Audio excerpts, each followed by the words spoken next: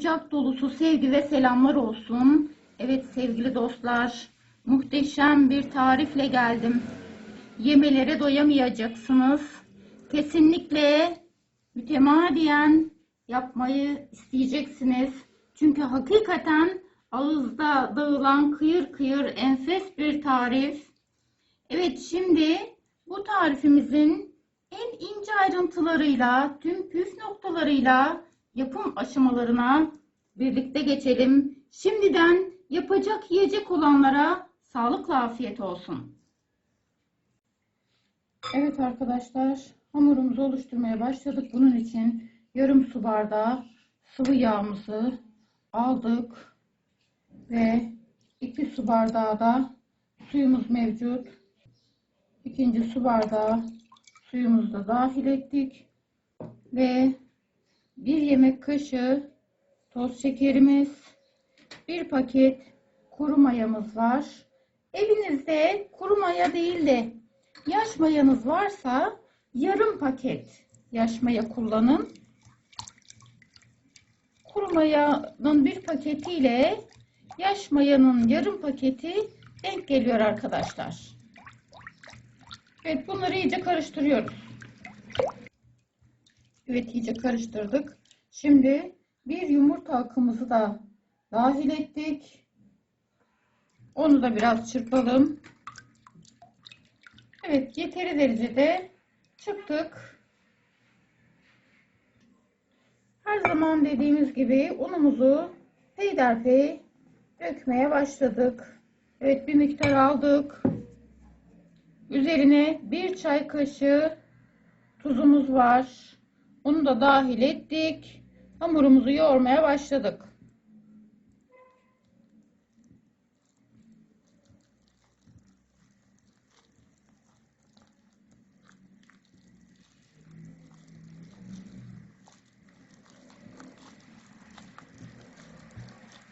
Evet, bir miktar yine alıyoruz un.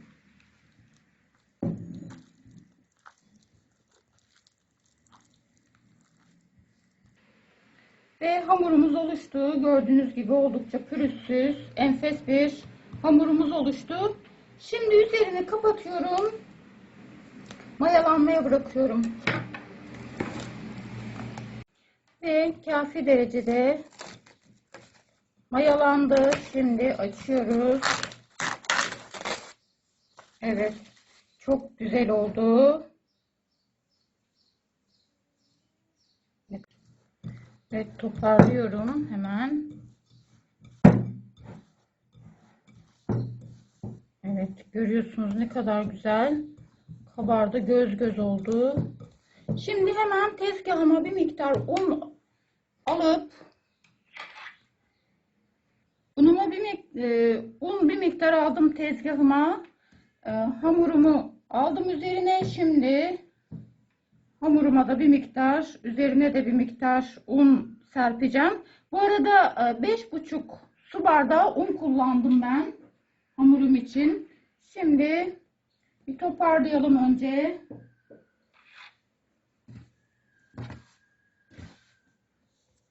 Önce toparlayalım.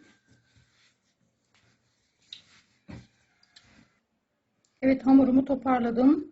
Hamurumu 2'ye bölüyorum.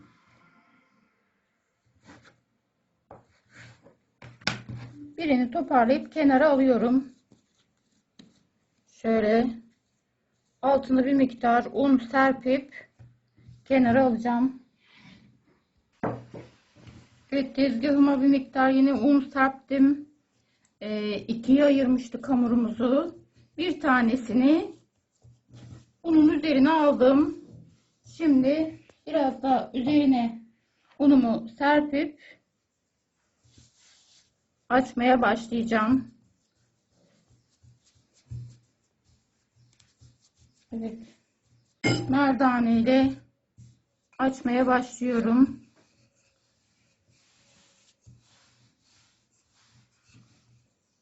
Hamurumun güzelliğini görüyor musunuz? Açarken göz göz oluyor şuralar. Çok güzel bir hamurumuz var. Emin olun sonuç da mükemmel olacak.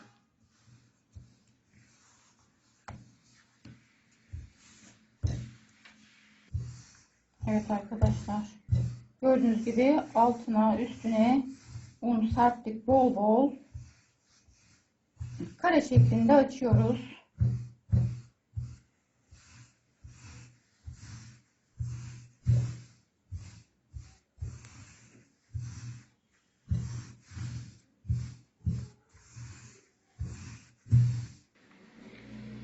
Evet, yeteri derecede açtık. Şimdi malzememizin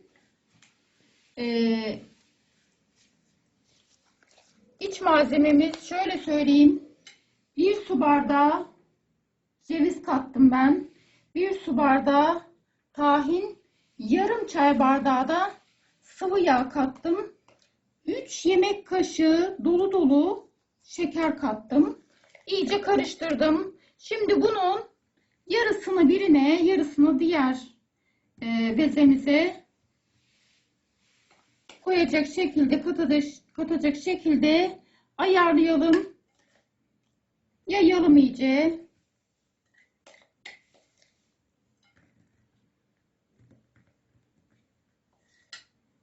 Evet, her tarafına yaydım arkadaşlar. Gördüğünüz gibi. Şimdi diğer aşamalara geçelim. Evet arkadaşlar, gördüğünüz gibi bir tarafını kapattım. Şimdi bunu da onun üzerine getireceğim. Evet, katladım diğer ucu da. Şimdi kesmeye başlıyoruz. Evet, şöyle kendinize bir ölçü bulun. Mesela bu 2 parmak el ölçüsünde. Ne yapacağım? Ben şurayı tam iyi kesememişim. Kestim. Şöyle yaparak da kendinize ölçü ayarlayabilirsiniz. Veya sürekli parmağınızla ölçü yapabilirsiniz. Şu şekilde. Evet, tamamını böyle keselim.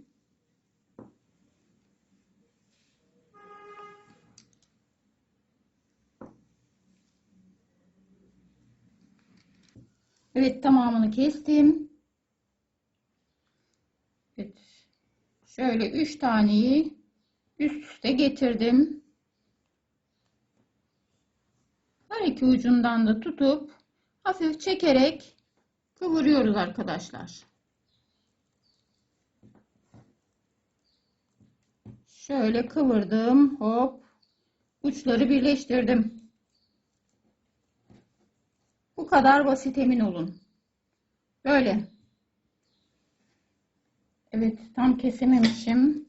Şurayı bir daha keselim. Alt katmanı tam kesilmemiş. Evet. 3 tane yine üst üste getiriyorum. İki ucundan tuttum. Kıvırıyorum böyle.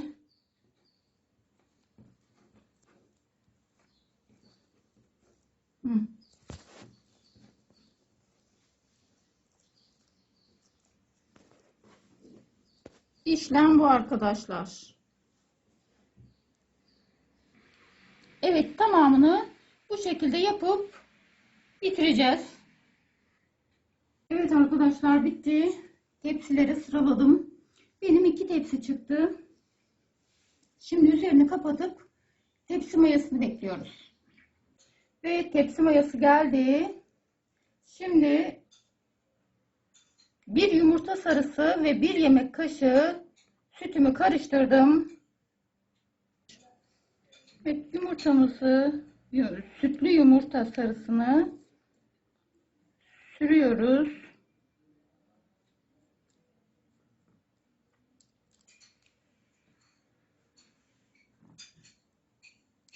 Evet, bu çöreğimiz hakikaten enfes lezzet.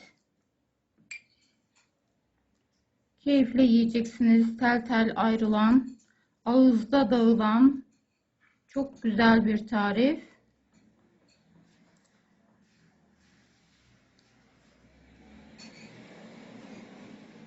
Mutlaka denemelisiniz. Emin olun, çok çok memnun kalacaksınız. Zaten bütün tariflerim memnun kalacağınız tariflerdir. Ölçülerim tamdır.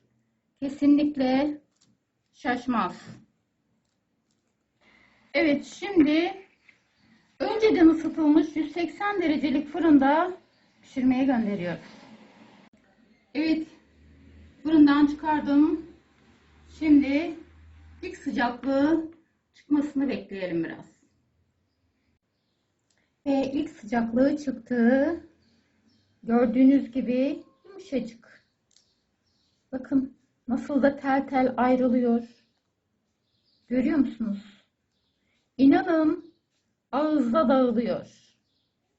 Muhteşem bir şey. Mutlaka yapmanızı tavsiye ediyorum. Yaptığınızda vazgeçemeyeceksiniz. Evet, yapacak yiyecek olanlara sağlıklı afiyet olsun. Keyifli seyirler diliyorum.